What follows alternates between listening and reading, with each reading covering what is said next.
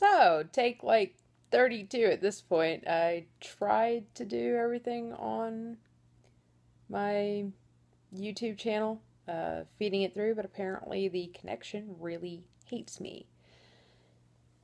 So instead of trying to do this another night, I'm going to definitely get it done tonight because I have made the determination that I will. Welcome to another episode of Nights of Awakening. I am your host, Alethea Thompson, and this is Suicide Prevention Month.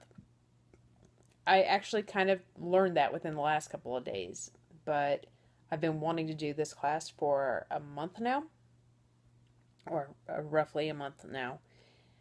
And the reason why is because, we have the holidays upcoming, and this season tends to breed a lot of suicidal problems.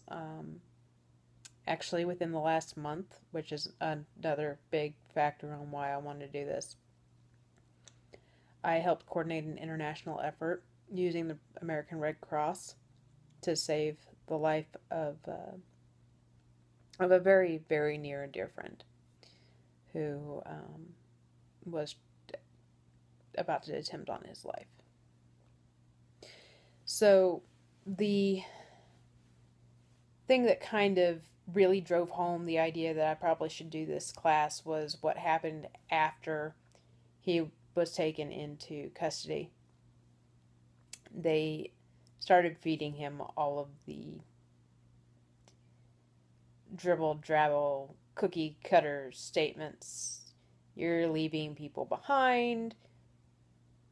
You're just transferring your pain to someone else. It doesn't actually go away. You're putting a final end to a temporary situation. Anything that you can think of that is associated with the idea of further victimizing a someone who is experiencing suicidal thoughts, they were all thrown at him. And this is by people from psychiatrists to the medical staff.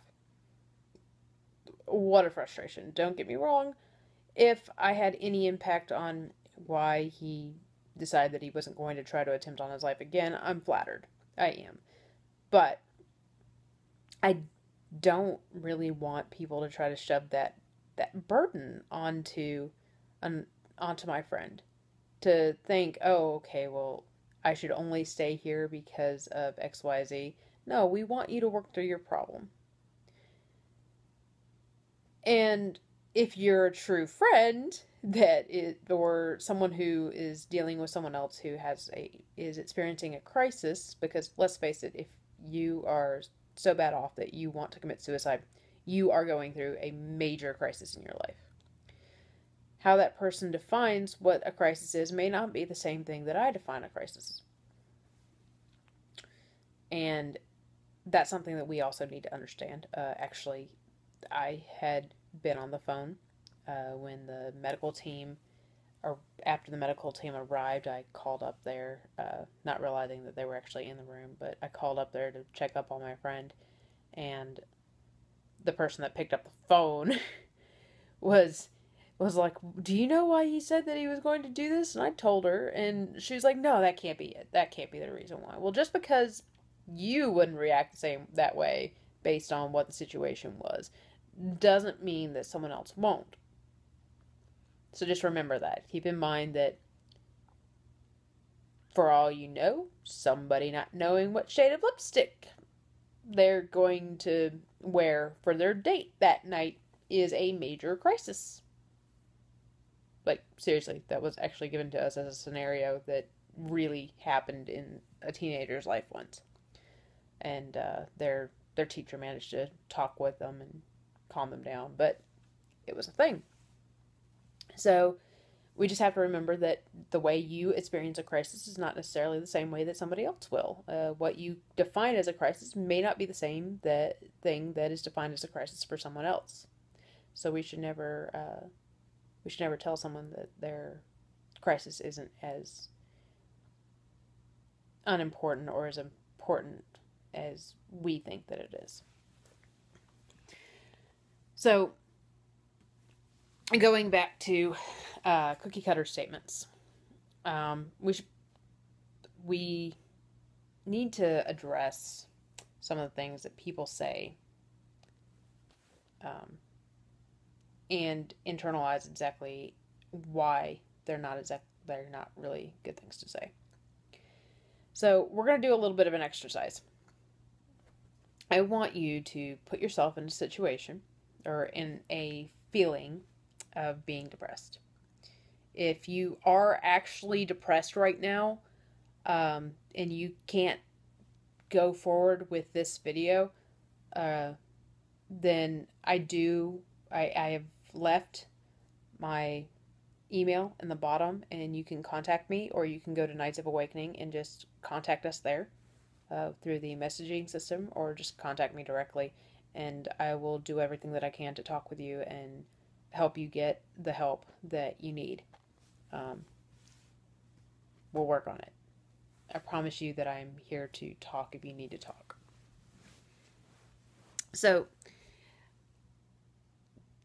those of you who are continuing on and you put yourself in a position where you would be very depressed, it could be over anything, though I think a couple of these kind of call for being depressed over a breakup, or something of similar nature, but in general, just put yourself in a state where you would be depressed. And consider if someone, whether they are a friend or a stranger on the street, how you would feel if somebody came up to you and said any of these different statements. Like, what do you feel inside, and how do you react inside? What do you want to continue? We'll get to that. General don'ts. These are things that you don't typically say unless it's very, very, very, very, very circumstantial, and you know what? Just avoid them altogether. But let's see how you react. Everything's going to be okay. Time heals all wounds. Things will get worse before they get better. You'll get over this pretty quickly. Don't dwell on the past. You ought to tell him what you think, because I would never let somebody talk to me like that. You should sue. Just think of all the other people that they could hurt. Just sue. If you really try, you can make this problem go away.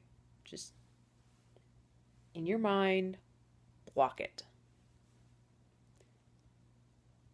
Oh, I know how you feel.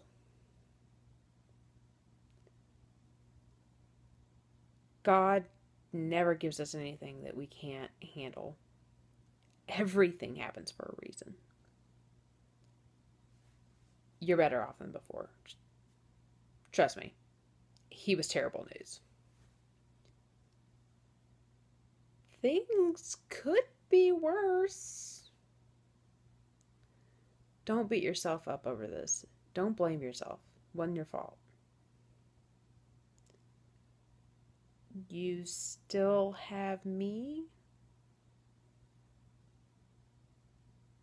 You still have your family. Okay. So, these are the general don'ts. These are the things that you want to avoid. And how did it make you feel? What were some of the thoughts that came to mind when you considered, okay, this is what somebody's telling me? For many of you, and you may not have been able to internalize it completely like this, but if you think about it, many of you may have experienced a moment of these statements kind of close you off. They may or may not make you feel like the person didn't actually care and they were just trying to shove your problems back onto you, or that they were saying something to make themselves feel better because they didn't want to deal with your problem, or they didn't have time to deal with your problem because they just don't want to talk. They want to, shut you off. It sounds like they're trying to make you feel better, but it's not actually helping you through the problem.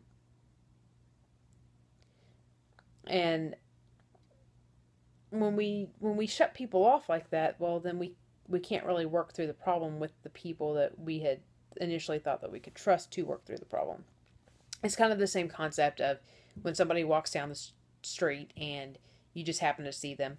If you said, "Hello, how is your morning?" or "How is your day going?" You've never met this person in your life, so why do you say that? Well, if you happen to be me, you actually care what the other person has to say, which is why I avoid saying it typically, unless I just see somebody that's having a bad day. If they look like they're just absolutely having a bad day, I will say it. Because on average, it's not that I don't want to invite them to tell me, it's that I don't want them to feel like I was just saying it because I just thought it was a thing to say, that it was, the norm to say it. Because I do care. I do want to know how you're doing today. And I'm the kind of person that if you ask me, I'll be honest with you. Oh, it's a beautiful day. I'm not telling you it's a beautiful day because it's not a beautiful day. I'm telling you it's a beautiful day because it's a beautiful day.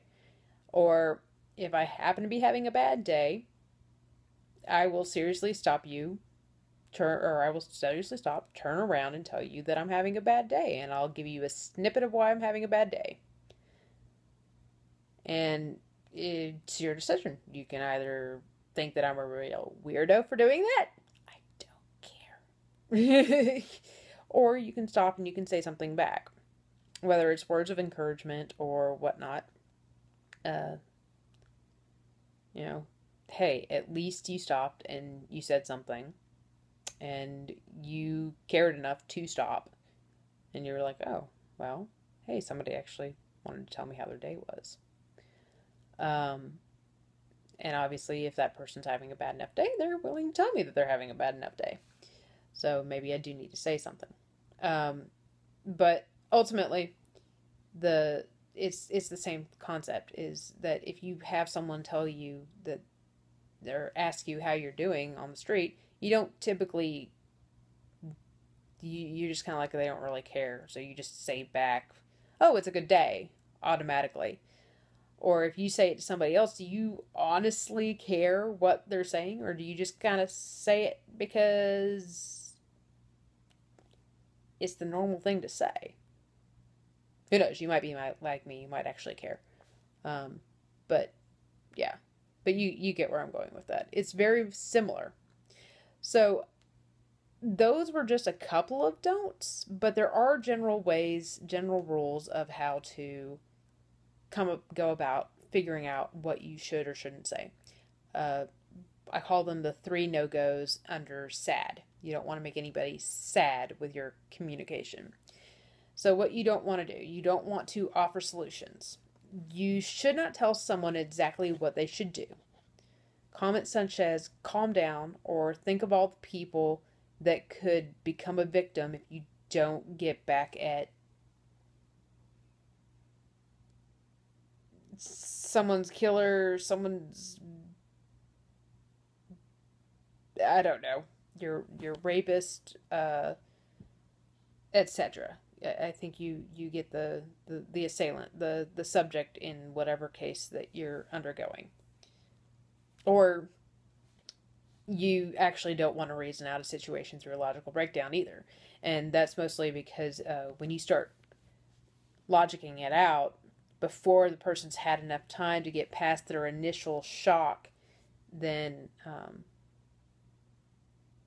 it's not their solution, and they think that you're trying to and it's almost like trying to control that person's life, and they cannot take that right then. They've already got a problem where they feel like they're not in control of their life, so they don't need you to try to sit there and figure out a way to control it for them.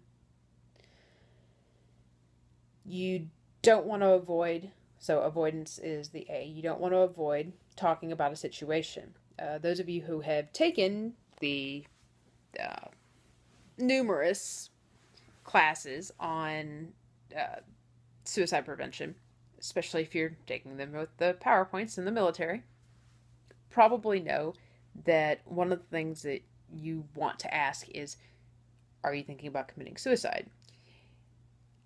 Do you have a plan? Are you thinking about hurting yourself? We all know that by now, if you suggest it, you're not actually just suggesting it. If the person really and truly was considering bad enough committing suicide, then they'll typically, well, they should typically tell you, okay, yes, you're not inserting that concept into their head. It's not something that you're just giving them. If they weren't thinking about committing suicide before, just because you suggest it does not mean that they're going to think about it now. So don't worry about it. Just go forward. Don't avoid it. Person obviously needs to vent. So this is another reason why you don't avoid the situation. So they need to vent. If he or she repeats themselves a few times, just let it happen. Saying things like, this will pass, you can persevere through anything, or, you could just key your supervisor's car isn't going to help, and it may even give them a sense of false hope, and Okay, so I said don't avoid the question of, are you going to commit suicide because you think that you're going to give them the idea to do it. Well, sometimes you can give them the wrong idea. Like, okay, you could go key your supervisor's car.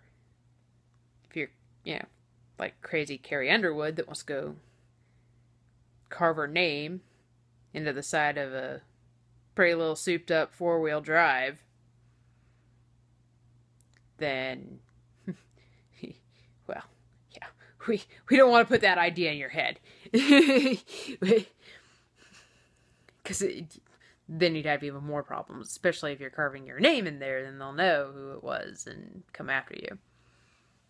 But don't give them ideas that are, problematic to them in the long run.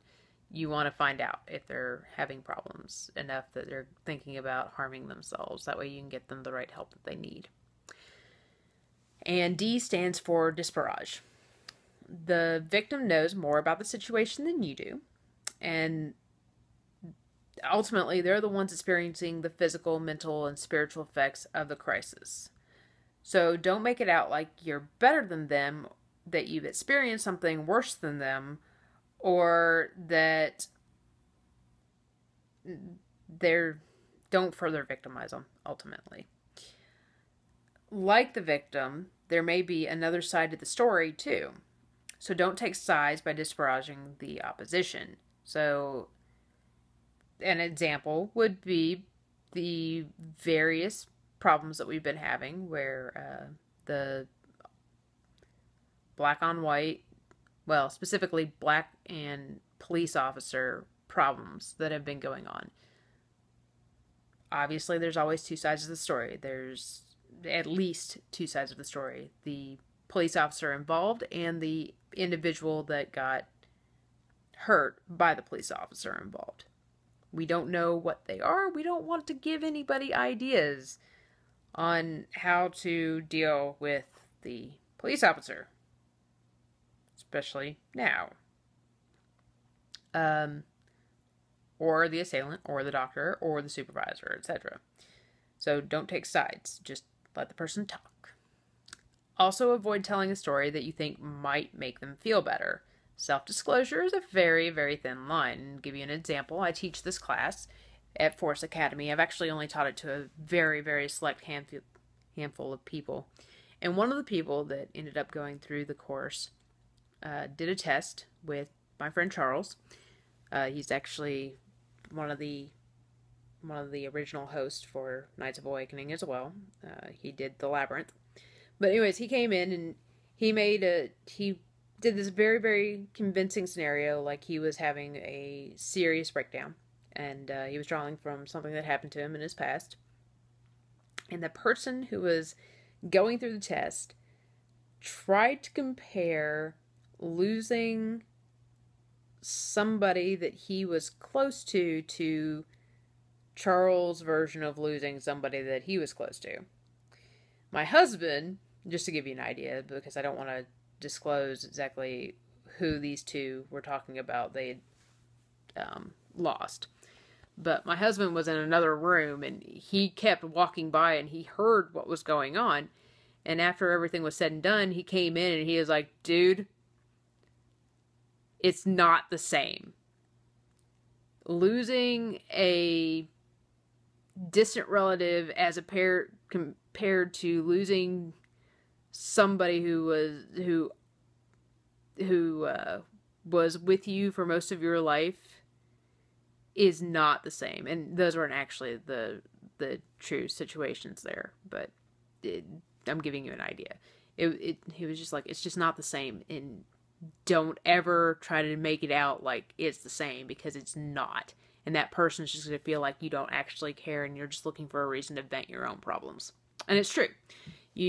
So self-disclosure is something that you avoid. You just try not to do that unless it's very relevant to the point. So you don't want to make them sad. Now, some of the things that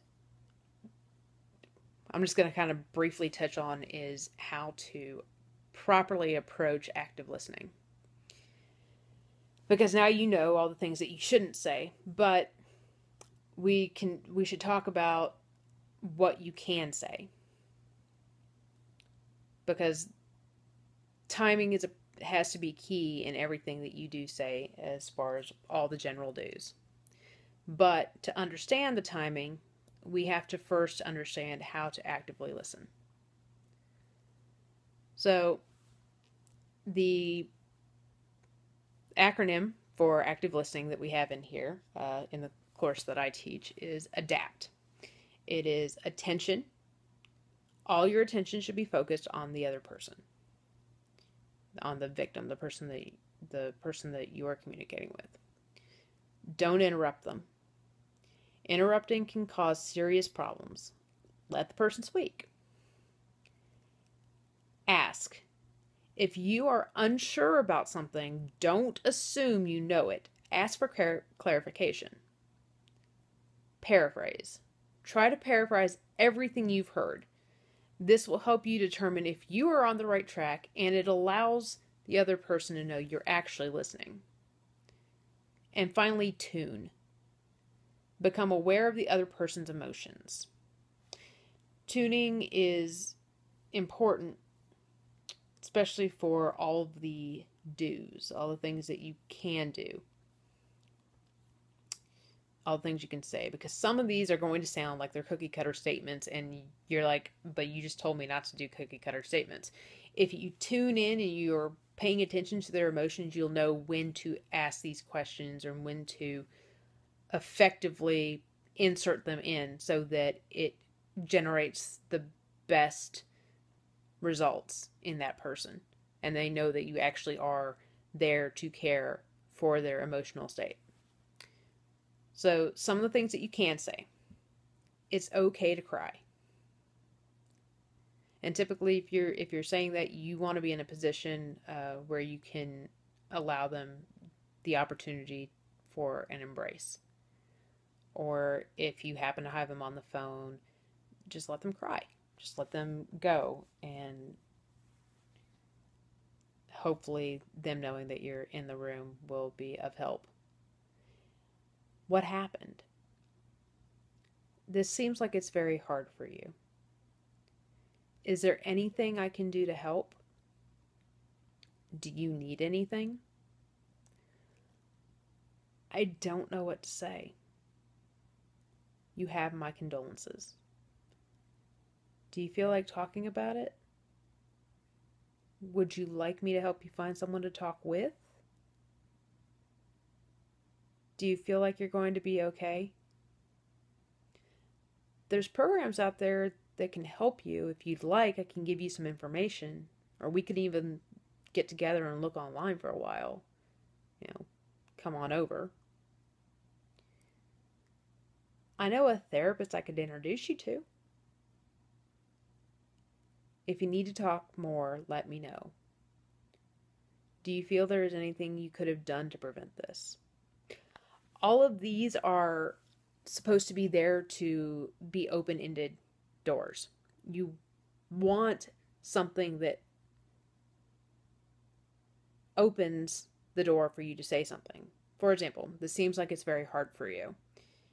That is one of those things where it's kind of like dot, dot, dot, fill in the blanks. Let me know how you're feeling.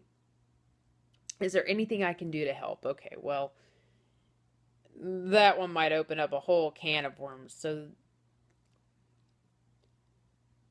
hopefully what you can do to help is to just listen. Hopefully that's what they want. So you want to be careful about using some of these things. Do you need anything? Again, that's one of those ones where if they come back with, well, can you just, I don't know, put a spell on somebody and then things will be done. You need to know how to have a comeback for that, to be like, let's talk about it further, or, well, the problem with using spells is that they sadly come back at you threefold, or, just come up with something that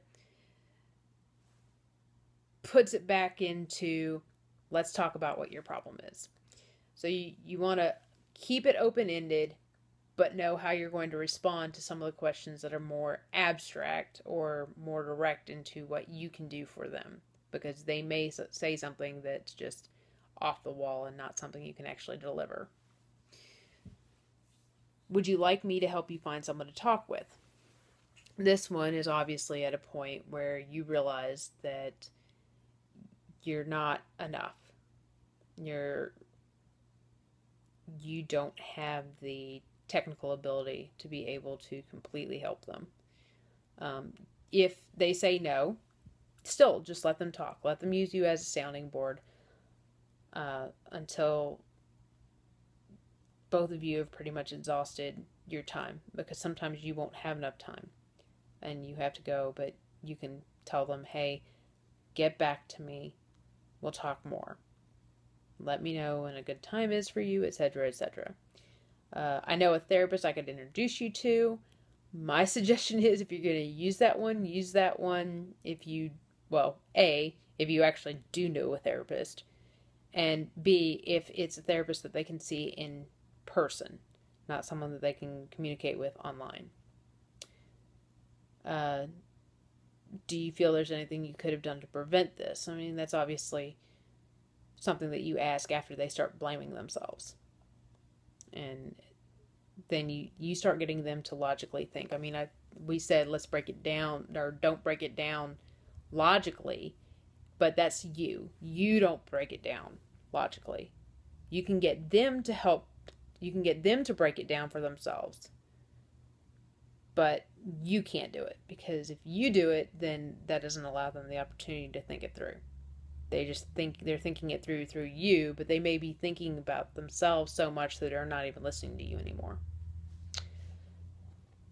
Hopefully, you guys have learned something. This is almost exactly 30 minutes. Okay, actually, it's 29 minutes and going to be some change. But I really do hope that you learned something from this, and over this next few months, when the seasons are more so prevalent to have suicide, that your friends know you are there to help them, and that you're not just there to give them cookie cutter statements, because as we found out, it's just not helpful. I'd love to see more of your comments down below. And don't forget, if you're experiencing any problems of your own, we're here at Nights of Awakening to talk with you. I hope to hear that this has helped you awaken the night within.